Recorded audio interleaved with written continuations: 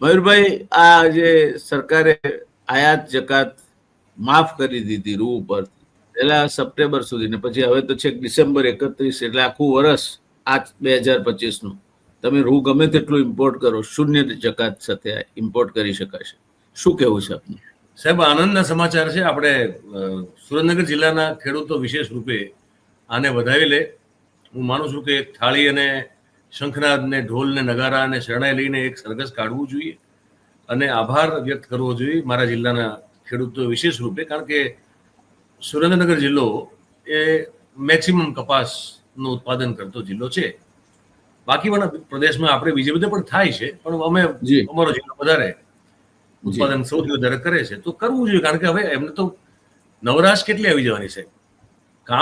કામ કરવાથી અથવા ન કરવાથી બહુ કંઈ જાજો તાત્વિક રીતે ફરક નહીં પડે.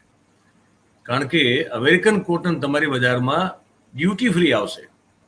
એટલે ડ્યુટી ફ્રી એ કોટન આવે અને અહીંયા ખેડૂતો જે છે મહેનત મજૂરી કરીને આડતિયાને વચેટિયાઓને બધાને કરીને વેચીને માંડ જે કંઈ 2 પૈસા પણ ભેગા થતા હોય તો એ તો પૂરું થઈ ગયું છે.